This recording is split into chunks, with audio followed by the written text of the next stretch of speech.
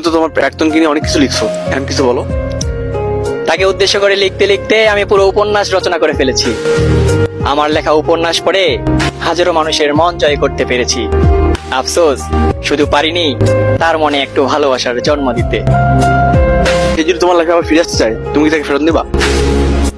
মন থেকে ভালোবাসতে চেয়েছিলাম, কিন্তু সে আমাকে অপবাদ দিয়েছিল আমি ছিলে নাকি দেহলোভী। একবার মন থেকে উঠে গেলে এবার এসে সে আমার কাছে দেহ বিলিয়ে দিলেও আমার সেই জমানো ভালোবাসা তাকে আর দেব না। তুমি এখন তাকে কি ভাবতেছো, নতুন করে শুরু করবো না? শুরু করব, তবে আমি নতুন করে শুরু করলে সে তার সুখ হারিয়ে ফেলবে। আর মানুষ যেহেতু ছেড়ে যায় ভালো থাকার জন্য, তবে সে আগে ভালো থাকুক, তারপর না হয় নতুন করে শুরু করব। অপেক্ষা করতে করতে দিন ফুরিয়ে মাস, মাস ফুরিয়ে বছর। আমি একবার সুখের দেশা পেয়ে গেলে তুমি আফসোসে হারিয়ে ফেলবে তোমার কাটানো এই সুখের প্রহর। অনেক তো হলো প্রাক্তনকে নিয়ে, এখন তোমার জীবনে আসে নতুন মানুষটিকে নিয়ে কিছু বলো।